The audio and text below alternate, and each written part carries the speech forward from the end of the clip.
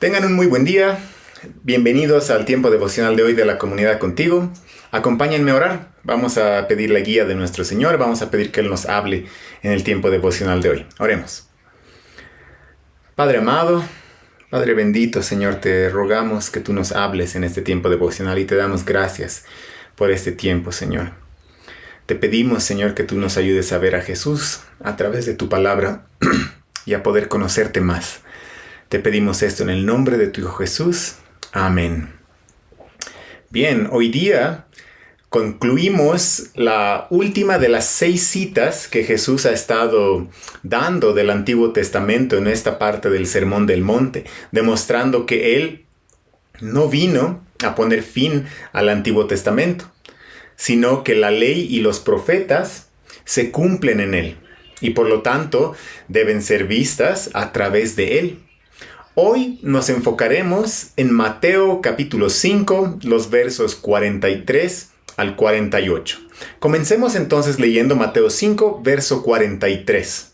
La palabra de Dios dice así: Ustedes han oído que se dijo, amarás a tu prójimo y odiarás a tu enemigo.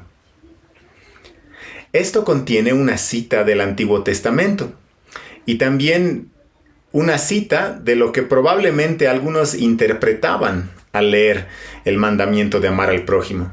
La cita del Antiguo Testamento es Levítico capítulo 19, verso 18, que también hemos leído brevemente en el devocional del día de ayer. Este pasaje decía: no te vengarás ni guardarás rencor a los hijos de tu pueblo, sino que amarás a tu prójimo como a ti mismo.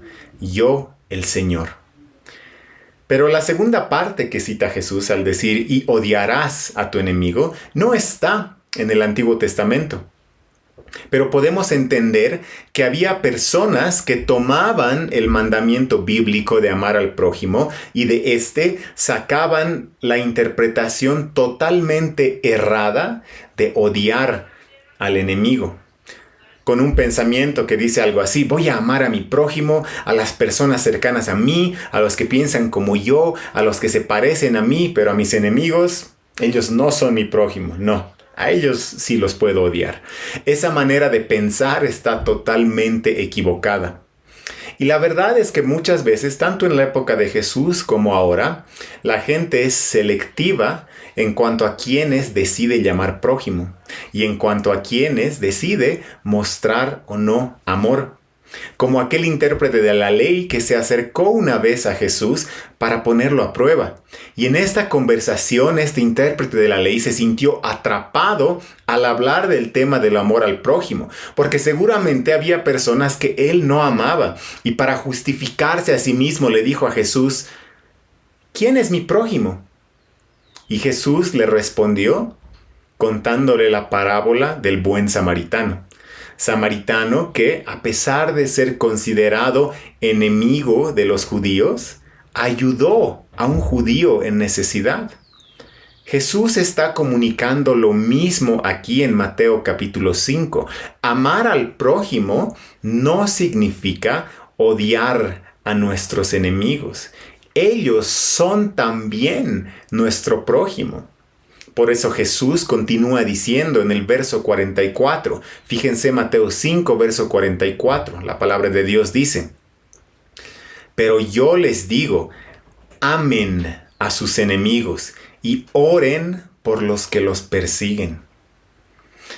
Los ciudadanos del reino de los cielos, seguidores de Jesús, estamos llamados a amar al prójimo como a nosotros mismos, incluidos ahí nuestros enemigos, es decir, aquellos que se oponen a nosotros, aquellos que se oponen al Evangelio de Jesucristo, aquellos que tal vez hasta sean hostiles con nosotros y nos lleguen a perseguir. Estamos llamados a amarlos, a orar por ellos, a hacer actos de servicio y amor por ellos.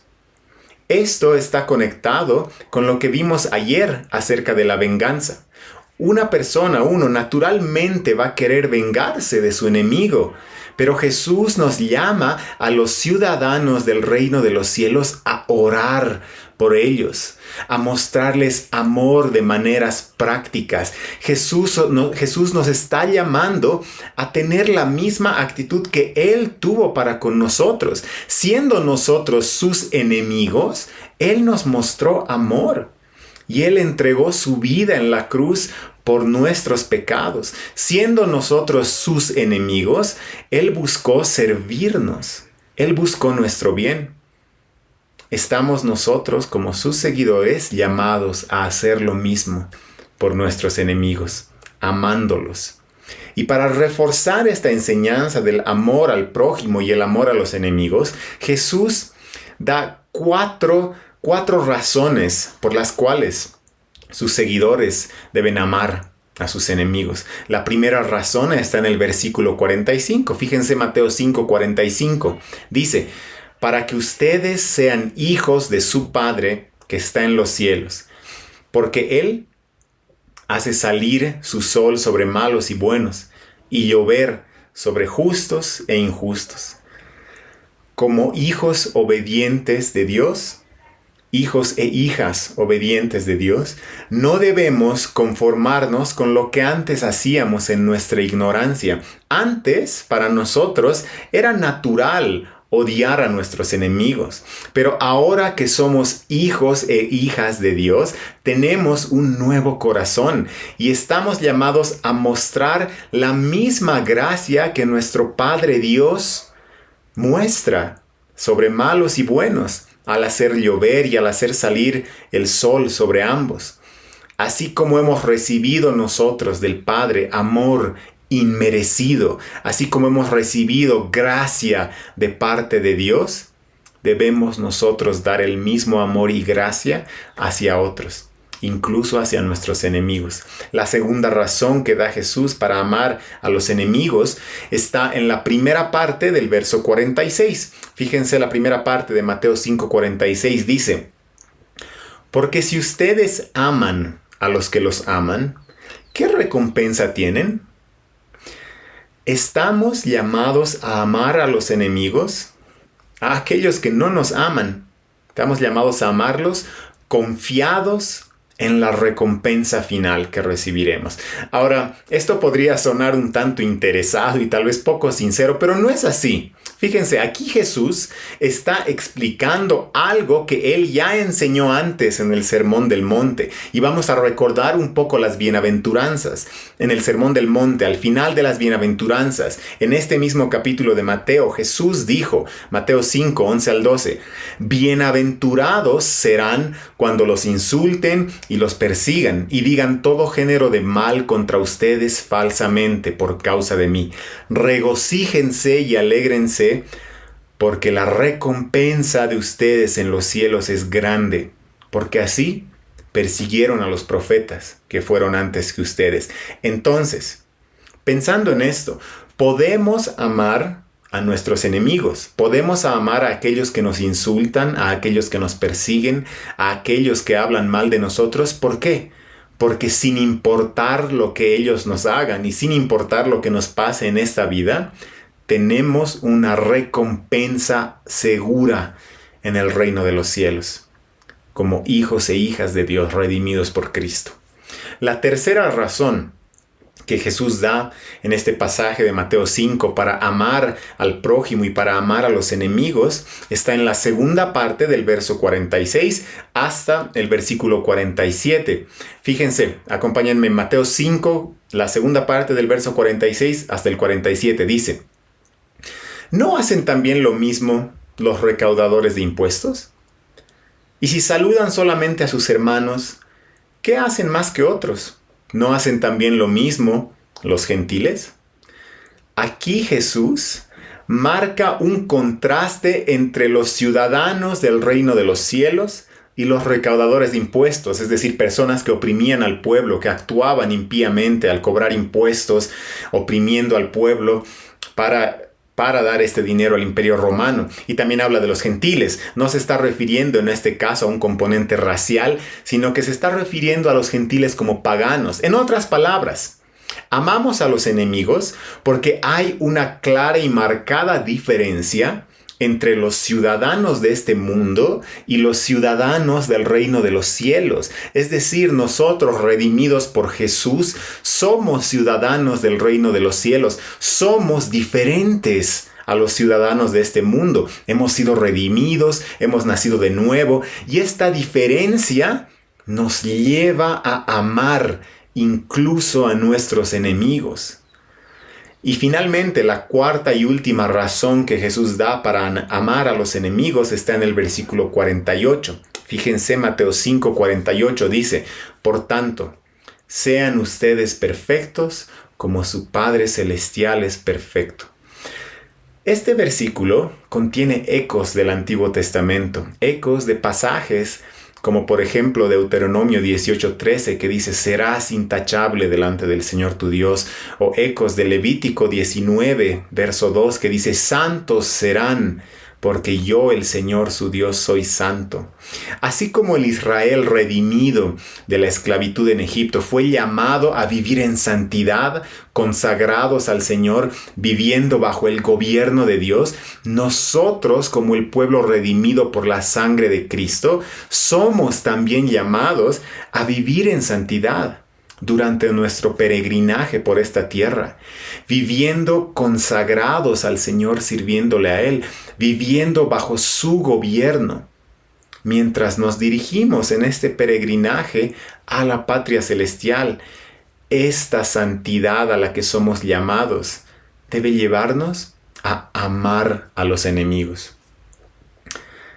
Después de estas enseñanzas, estas 6 enseñanzas que hemos estado viendo en los últimos 6 devocionales, 6 enseñanzas del Antiguo Testamento que hemos estado viendo a través de Jesús, a través de los lentes de la enseñanza de Jesús.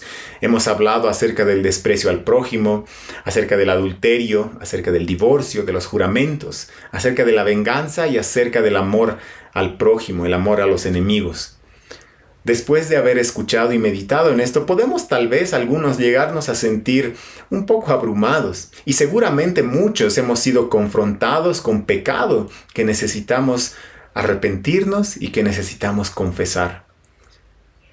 Y la verdad es que este estándar de vida que nos presenta Jesús a través de estas enseñanzas, mirando al Antiguo Testamento a través de él, este estándar de vida para un ser humano natural es imposible.